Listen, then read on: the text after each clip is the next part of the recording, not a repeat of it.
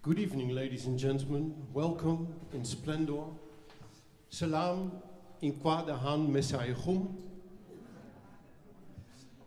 A special welcome to Gebrekirstos, Geber Meskel. Where are you, Geber? Ah.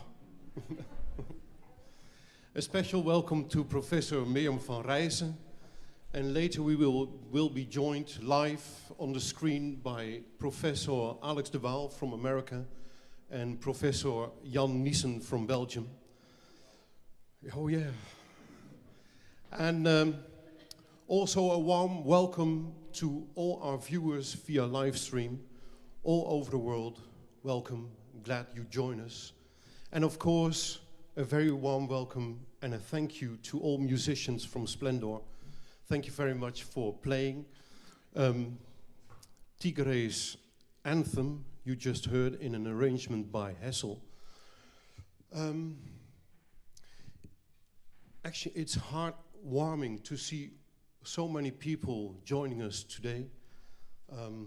It really, although the occasion is a sad one, but it makes my heart sing.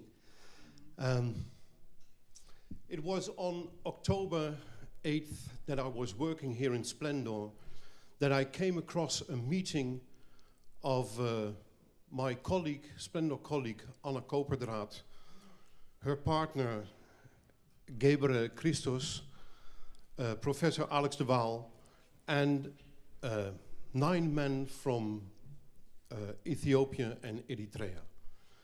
And that is a sight I had never seen here in Splendor. So many people from the Horn of Africa here together. And so I was very curious what it was all about. So after the meeting was finished, I went to Anna and asked what I just witnessed. And it was the first time I heard of Tigray. And it was the first time I learned of the humanitarian crisis, which is going on for 2 years now.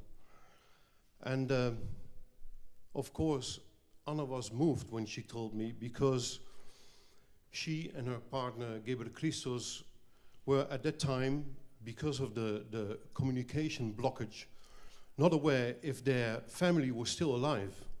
And they didn't know if their son was ever going to see their grandparents again. And you see, I'm a sentimental fool, and I was moved too by her tears.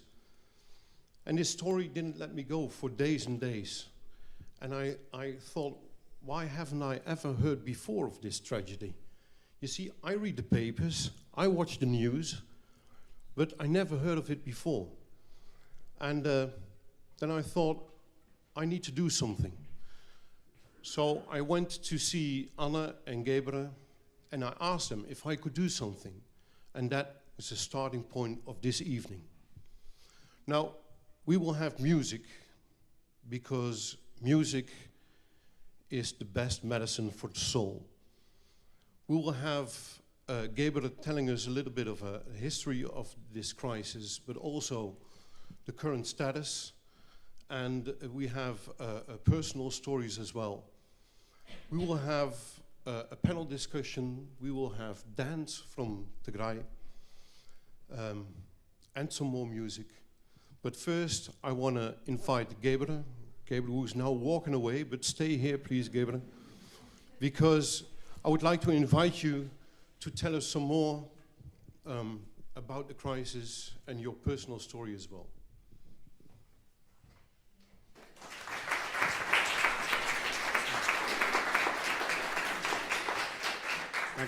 Thank you so much.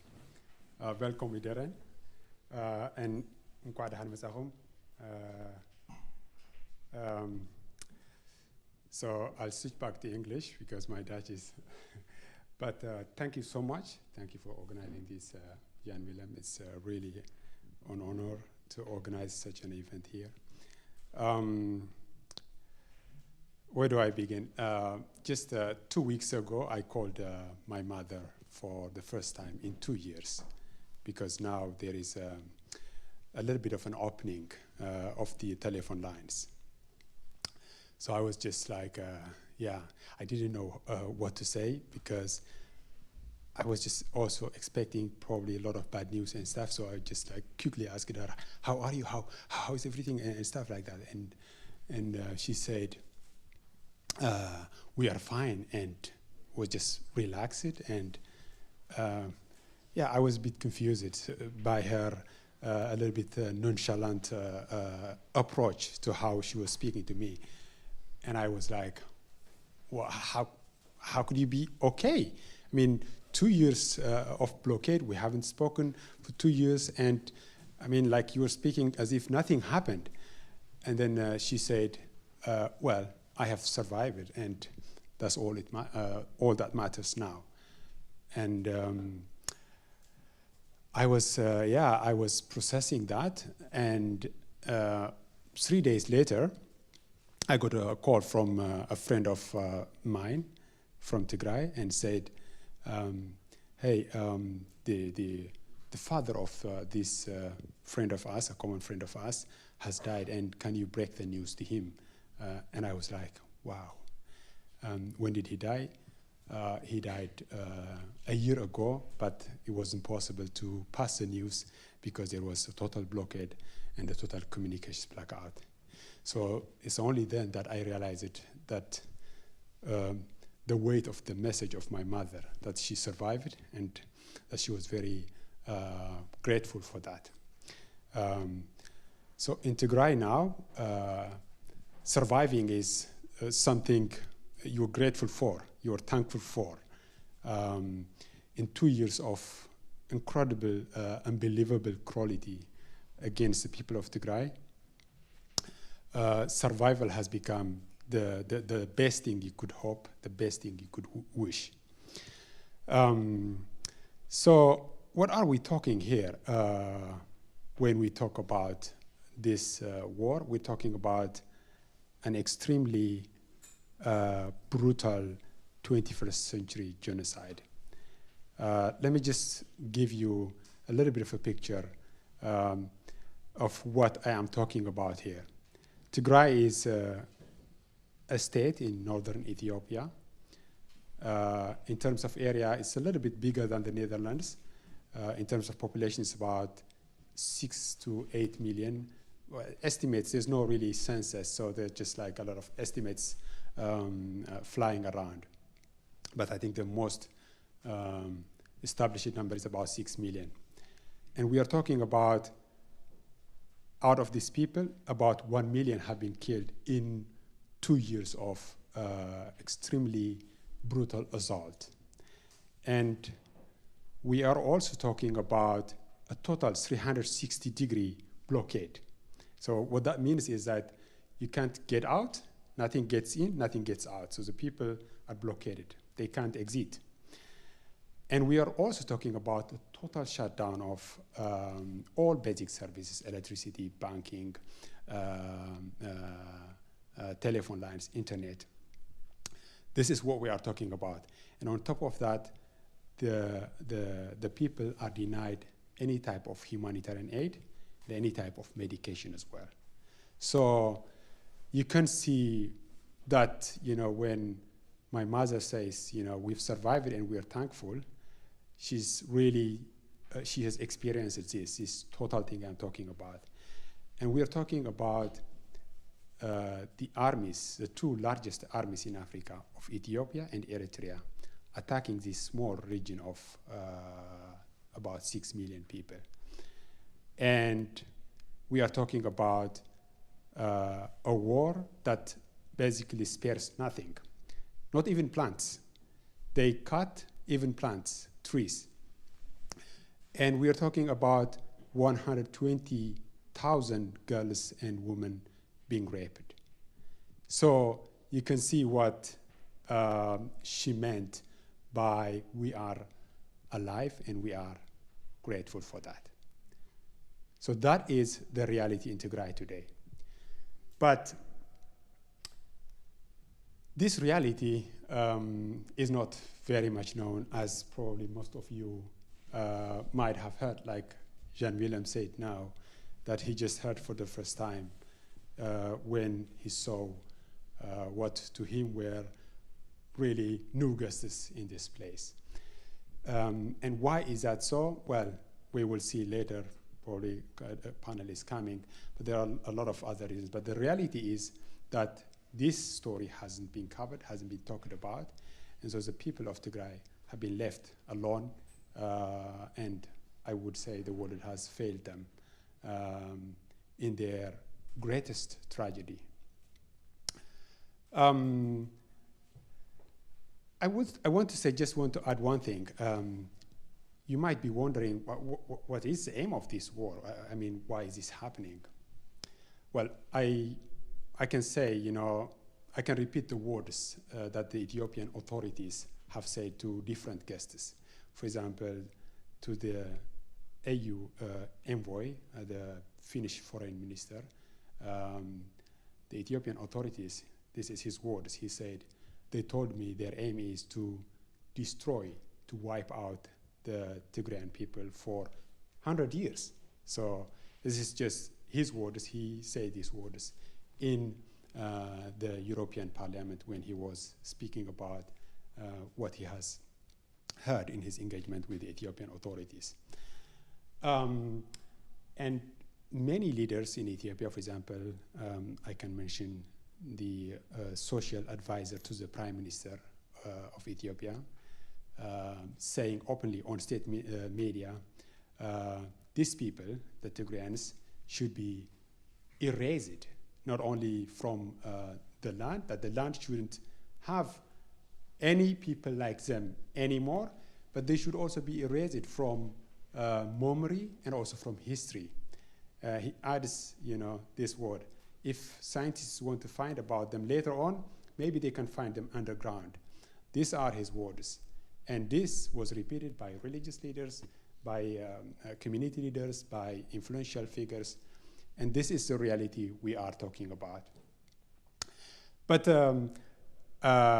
having said this, myself, I since 2020, November 2020, I have been just in this physically, emotionally. Even if I live here in the city of Amsterdam, mentally I'm not here. And sometimes I go out of the city, I go out of my house and see the city. I feel a bit strange. And in some sense, I feel like that's the feeling of Tigray as well. It's in this world, but yet it's just not acknowledged, not supported, despite this extremely brutal 21st century genocide. But I am here, but I have a guest who has made it from Tigray all the way here, and I would like to bring him here, and he can tell us a little bit about himself. Hey, how are you? So he made it out of Tigray, and now you're safe, you're here. I will translate a little bit of his speech in Tigray, but maybe you can introduce your name and tell them a little bit. Okay, good evening, everyone. My name is Girmay. I'm from Tigray. During in Tigray war, I was in Axum and Mekelle. So I will explain what I saw. Yeah. So what's your name? Girmay. Yeah. Girmay, okay. So in Axum is actually a place where, according to Amnesty, close to 800 people, if I am not mistaken, have been massacred by Eritrean soldiers. So you were there during that time, right? Yeah, as the first time. Yeah. I'm مجمرة أوز الدبداب ساعة نوفمبر 4 جميرو اسكاو نوفمبر 19 الدبداب أوز جبرو لزنبرة ناي أكسوم ملو أو نيرة. Yeah. And then لما غلا بإجريم. أنا أو أكسوم لتمهارو ناي high school تمهارو like ناي computer coding كنا مهرنا خدنا نيرة. So what he's saying is he and himself, and I know about their organizations, they had an organization called Tigray Codes. So they went to Axum to teach high school students about computer coding. And then at that time, that massacre that I just mentioned before happened. So he survived that massacre. And then after that, I think he escaped. يا دحري أكسوم تايو أبي 10 شعنته أبي هوتيل وش تسلز نورهم ناي إلترا سراويتنا ناي إثيوبيا سراويت كاب خل 9 جميرو أنتي مشت حيال دبدبة كايدو مالتي سو أنا بزنور كل هوتيل أكابي ساعة 4 أوزو كوايل نشتي متر رحقات تلو بوتا بخبيد مسارح توقعوا 4 القوم مشيت 4 مشيت مالتي 4 PM بناي أوروبا قاصرة سو كاوزو نور خو هوتيل وصيانا مالتي شعيتو 2 ساعات يجن جميرو سو أنا زين رأخون دبدبات النبرة أو ناسيفل بوتا لتوقع نيرو أو غزا يونيفرسيتي and أنا هزلا يونيفرسيتي كاوية وصيا لوز حساب دا ماريان بيتكسان زوز نيرو خلايلا كاب شرا كاب حموراز موزو تفانقلت سلاز نورو كتما بتعمل بزح سبي نيرو سلاز بزحات نزهان سبات التوقع على نيرو مشاعت بزح خبير. So what he is saying is that around 10 they started shelling the city. Axum is a very historic city, so they started shelling it, and then the people started scattering in all directions. And then the following days, the massacres continued, and that was like one of the most gruesome massacres. But how did you escape from Axum? Axum? Axum, yeah, after the Damalti, love Deragaz Barbo Tautsna. So Hamus Bishet, cow, almost cow Gray, Scab. أبتنبنا كابي بوتاني exact أستوى again I was أبتنبي making أجنا مالتي so until تنبنا كابي بإجرنا توقعزنا مالتي إذا كل كاتو اللي خجن بنورمال أسفلت جالي خانة نورمال برا خوش تشتنا نخد نيرا ناتي يوم مقتال تقللا شو عد تنيرنا كندي مع توصيل كل مرة تقللا سلستي فرق مالتي مالتي.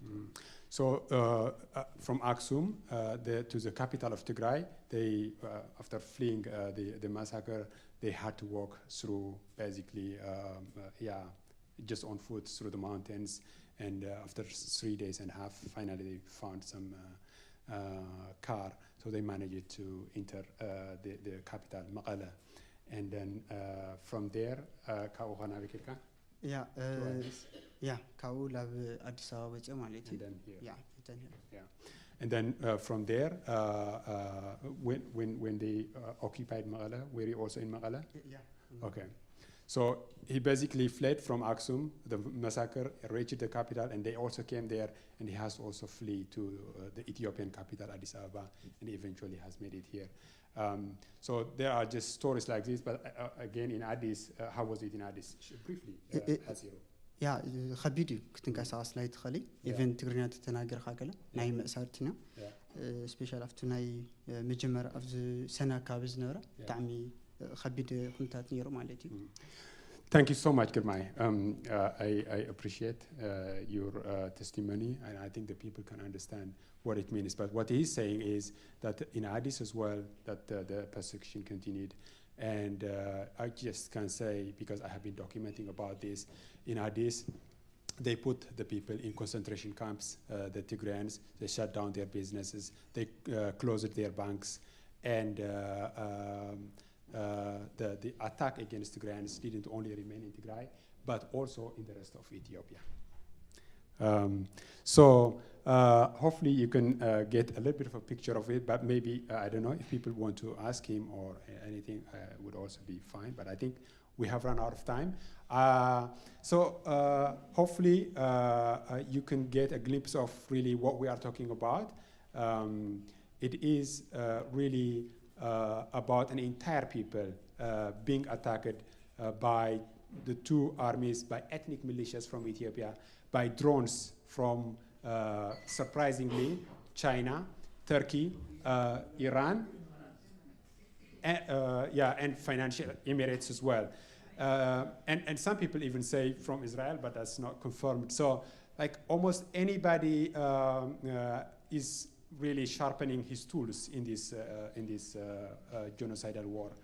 And today we just want to create a little bit of awareness about this extremely devastating war upon an entire people. Thank you so much.